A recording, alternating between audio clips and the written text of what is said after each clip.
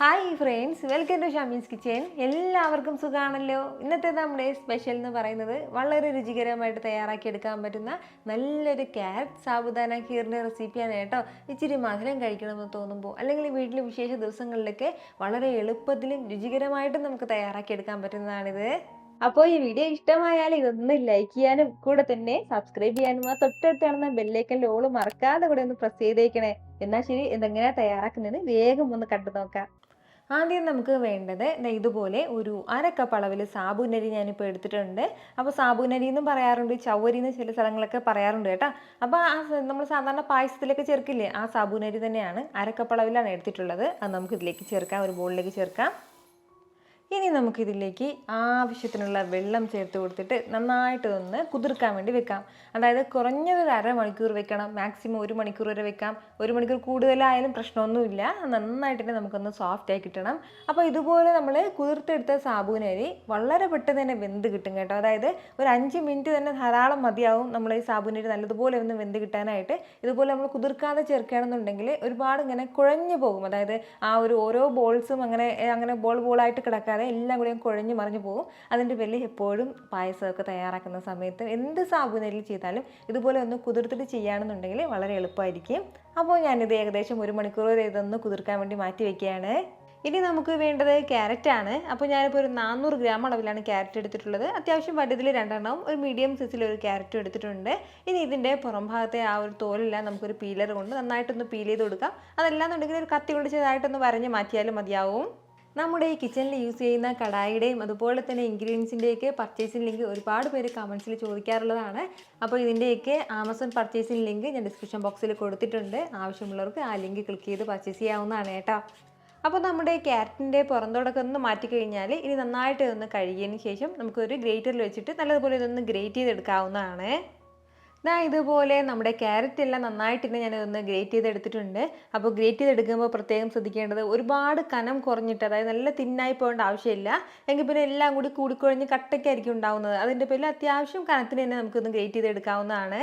അപ്പോൾ ഇതുപോലെ എല്ലാം ഒന്ന് ഗ്രേറ്റ് ചെയ്തെടുത്തിട്ടുണ്ട്. അപ്പോൾ ഇത്രയും ആയി കഴിഞ്ഞാൽ പിന്നെ നമുക്ക് വേണ്ടത് ഇപ്പോൾ നമ്മുടെ ഈ സാബുനരി വെള്ളത്തിൽ നിന്ന് കുതിർക്കാൻ വെച്ചിട്ട് ഏകദേശം 1 മണിക്കൂറോളമായിട്ടുണ്ട്.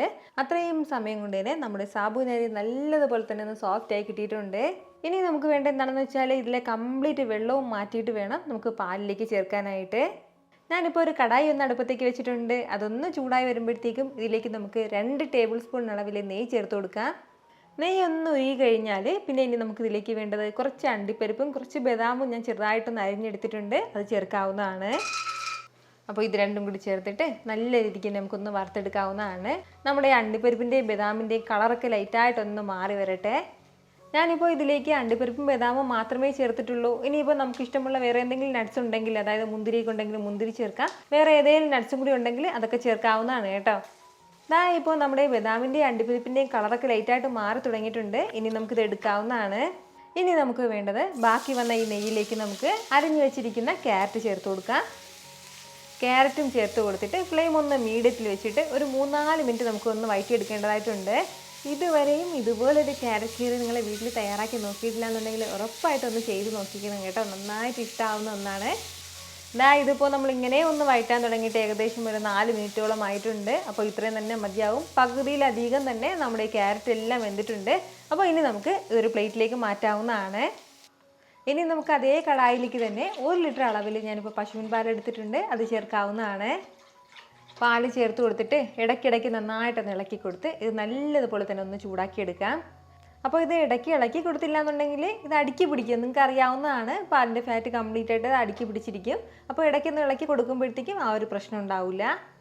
ഞാനിപ്പോൾ ഇത് പശുവിൻ പാലിലാണ് തയ്യാറാക്കിയെടുക്കുന്നത്. ഇതിന് പകരം നമുക്ക് തേങ്ങാപ്പാലാണെന്നുണ്ടെങ്കിൽ തേങ്ങാപ്പാലും ഉപയോഗിക്കാവുന്നതാണ്. തേങ്ങാപ്പാൽ ആണെങ്കിൽ 1-ാം പാൽ 2-ാം പാൽ അങ്ങനെ സെപ്പറേറ്റ് ആക്കണ്ട. ഇതുപോലെ 1 ലിറ്റർ അളവിൽ തന്നെ തേങ്ങാപ്പാൽ നമുക്ക് കുറച്ച് വെള്ളമൊക്കെ ചേർത്തിട്ട് ചേർക്കാവുന്നതാണ്. ഒരല്പസമയം കൊണ്ട് തന്നെ നമ്മുടെ ഈ പാലെല്ലാം നന്നായിട്ടൊന്ന് തിളച്ച് പൊങ്ങി വരികയാണ്. അപ്പോൾ ഇതുപോലെ ഒന്ന് തിളച്ചു തുടങ്ങുന്ന സമയത്ത് ഇനി നമുക്ക് ഫ്ലെയിം ഒന്ന് കുറച്ച് വെച്ചിട്ട് ഇതിലേക്ക് നമ്മൾ കുതിർക്കാൻ വെച്ചിരുന്ന ചവ്വരി ചേർക്കാവുന്നതാണ്. വെള്ളം കംപ്ലീറ്റ് ആയിട്ട് മാറ്റിയിട്ടുള്ള ഈ ഒരു ചവ്വരി നമുക്ക് ഇതിലേക്ക് ചേർക്കാം. നമ്മുടെ ഈ സാബുനരി ചേർത്ത് കൊടുത്തിട്ട് നന്നായിട്ട് തന്നെ ഇളക്കി കൊടുക്കാം. കൈയെടുക്കാതെ തന്നെ ഒന്ന് ഇളക്കി കൊടുത്തേക്കണം. ഞാൻ പറഞ്ഞതുപോലെ ഒരു 4-5 മിനിറ്റ് മാത്രം മതി കേട്ടോ നമ്മുടെ ഈ സാബുനരി ഒന്ന് വെന്ത് കിട്ടാനായിട്ട്. വളരെ സോഫ്റ്റ് ആയിട്ടാണ് ഇപ്പോൾ നമ്മുടെ സാബുനരി എല്ലാം ഒന്ന് കുതിർന്നിട്ടുള്ളത്. അതിൻ്റെ പേരിൽ പെട്ടെന്ന് തന്നെ നമ്മുടെ ഈ സാബുനരി നല്ലതുപോലെ വെന്ത് കിട്ടിക്കോളും. എന്നാൽ ഈ ഒരു രീതിക്ക് നല്ല കണ്ണാടി പോലെ നമ്മുടെ ചൗരി എല്ലാം മാറിക്കഴിഞ്ഞാൽ പിന്നെ ഇനി നമുക്ക് ഇതിലേക്ക് വേണ്ടത് നമ്മൾ നേരത്തെ വരട്ടി മാറ്റി വെച്ചിരുന്ന നമ്മുടെ ക്യാരറ്റ് ഈ സമയം ചേർത്ത് കൊടുക്കാവുന്നതാണ്. ക്യാരറ്റും ചേർത്ത് കൊടുത്തിട്ട് വീണ്ടും ഇതെല്ലാം കൂടി ഒന്ന് ഇളക്കി യോജിപ്പിച്ച് കൊടുക്കാം. നന്നായിട്ട് തന്നെ ഇതെല്ലാം കൂടി ഒന്ന് മിക്സ് ചെയ്ത് കൊടുക്കാവുന്നതാണ്.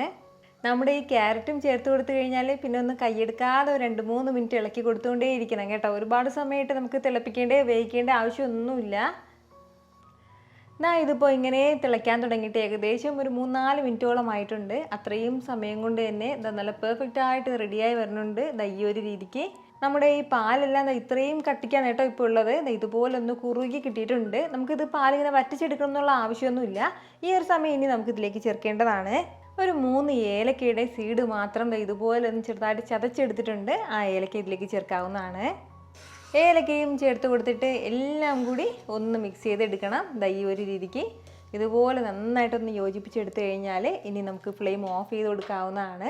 ഇനി ഇത് ചെറുതായിട്ടൊന്ന് തണുക്കാൻ വേണ്ടി നമുക്ക് മാറ്റി വയ്ക്കാം. ഈ ഒരു സമയം കൊണ്ട് നമുക്ക് ശർക്കര പാനി ഒന്ന് തയ്യാറാക്കി എടുക്കാം. അപ്പോൾ അതിന് വേണ്ടിയിട്ട് ഞാനിപ്പോൾ ഒരു പാനിലേക്ക് ഒരു 300 ഗ്രാം അളവിൽ ശർക്കര എടുത്തിട്ടുണ്ട്. അത് ചേർത്ത് കൊടുക്കാം. ഇതിലേക്ക് ഒരു 3-4 ടേബിൾ സ്പൂൺ അളവിൽ മാത്രം വെള്ളം കൂടി ചേർത്തിട്ട് മീഡിയം ഫ്ലെയിമിൽ വെച്ചിട്ട് നന്നായിട്ട് തന്നെ നമുക്ക് ശർക്കര ഒന്ന് അലിയിച്ചെടുക്കാവുന്നതാണ്.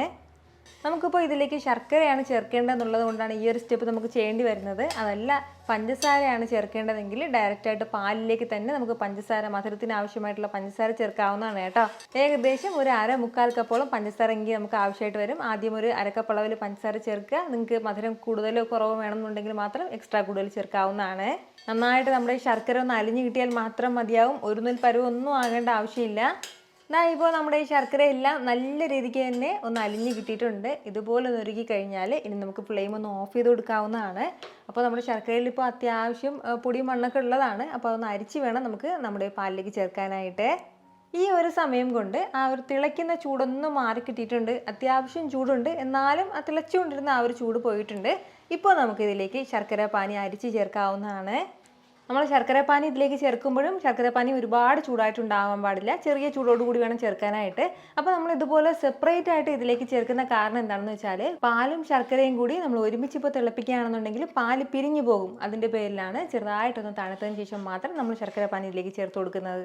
അതുപോലെ തന്നെ നമ്മളിപ്പോൾ തേങ്ങാപ്പാലിലാണ് ഇത് തയ്യാറാക്കുന്നതെങ്കിലും നമുക്ക് ഡയറക്റ്റായിട്ട് തന്നെ ഈ പാലിലേക്ക് ശർക്കര പാനി ചേർത്ത് കൊടുക്കാവുന്നതാണ്. ഒരു പ്രശ്നമില്ല കേട്ടോ. പശുവിൻ പാലിലേക്ക് ശർക്കര പാനി ചേർത്ത് കൊടുക്കുമ്പോൾ മാത്രമേ നമുക്ക് ഇതുപോലെ സെപ്പറേറ്റ് ആയിട്ട് ചേർക്കേണ്ട ആവശ്യമുള്ളൂ. അപ്പോൾ ഇതുപോലെ എല്ലാം കൂടി നന്നായിട്ട് ഇതൊന്ന് മിക്സ് ചെയ്ത് യോജിപ്പിച്ചെടുത്തിട്ടുണ്ട്. ഇനി നമ്മൾ നേരത്തെ വറുത്ത് മാറ്റി വെച്ചിരുന്ന അണ്ടിപ്പരിപ്പും ബദാമും കൂടി ഈ ഒരു സമയം ചേർക്കാവുന്നതാണ്. അണ്ടിപ്പരിപ്പും ബദാമും കൂടി ചേർത്തിട്ട് എല്ലാം കൂടി ഒന്ന് ഇളക്കി യോജിപ്പിച്ച് കൊടുക്കണം. ഇനി നമുക്ക് നല്ല സൂപ്പറായിട്ട് ഇതൊന്ന് സെർവ് ചെയ്യാവുന്നതാണ് കേട്ടോ. വളരെ രുചികരമായിട്ടുള്ള ഒരു ക്യാരറ്റ് സാബുദാന ഗീറാണ് കേട്ടോ ഇത്. അപ്പോൾ നമുക്കിത് ചൂടോട് കൂടിയിട്ട് വേണമെന്നുണ്ടെങ്കിൽ ചൂടോട് കഴിക്കാം. അതല്ല ഫ്രിഡ്ജിൽ വെച്ച് തണുപ്പിച്ചിട്ടാണെന്നുണ്ടെങ്കിൽ അങ്ങനെ ഇത് കഴിക്കാവുന്നതാണ്. ഒരല്പം മധുരം കഴിക്കണമെന്ന് തോന്നുമ്പോഴോ അല്ലാന്നുണ്ടെങ്കിൽ വിശേഷ ദിവസങ്ങളിലൊക്കെ നമുക്ക് തയ്യാറാക്കി എടുക്കാൻ പറ്റുന്ന സിമ്പിളായിട്ടുള്ളൊരു ഗീറാണ്. ട്രൈ ചെയ്ത് നോക്കുന്നവരൊക്കെ മറക്കാതെ നിങ്ങളുടെ ഫീഡ്ബാക്ക് ഒന്ന് അറിയിച്ചിരിക്കണം. കാരണം നിങ്ങളുടെ ഫീഡ്ബാക്ക് കാണുമ്പോഴായിരിക്കും അത് മറ്റുള്ളവർക്കും തയ്യാറാക്കി നോക്കണം എന്നുള്ളൊരു പ്രചോദനം ഉണ്ടാവുന്നത്. ഇത്ര എളുപ്പത്തിലും രുചികരമായിട്ടാണല്ലേ നമ്മൾ തയ്യാറാക്കി എടുത്തിട്ടുള്ളത്. അപ്പോൾ ഇത് ഇഷ്ടമായാൽ ഇതൊന്ന് ലൈക്ക് ചെയ്യാനും കൂടെ തന്നെ നിങ്ങളുടെ ഫ്രണ്ട്സിനും ഫാമിലിക്കും എല്ലാവർക്കും ഇതൊന്ന് ഷെയർ കൂടി ചെയ്ത് കൊടുത്തേക്കണം. ഇതുപോലുള്ള റെസിപ്പിക്ക് വേണ്ടിയിട്ട് നമ്മുടെ ഷാമീസ് കിച്ചൻ ചാനൽ ഫോളോ ചെയ്യാനും സബ്സ്ക്രൈബ് ചെയ്യാനൊന്നും ആരും മറക്കരുത്. വീണ്ടും നല്ലൊരു ഷാറ് വീഡിയോ ആയിട്ട് നാളെ കാണാം. അതുവരേക്കും എല്ലാവരും ഹാപ്പി ആയിട്ടിരിക്കുക, സന്തോഷമായിട്ടിരിക്കുക, എല്ലാവരും സേഫ് ആയിട്ടിരിക്കണം. Take care friends. ടാറ്റാ.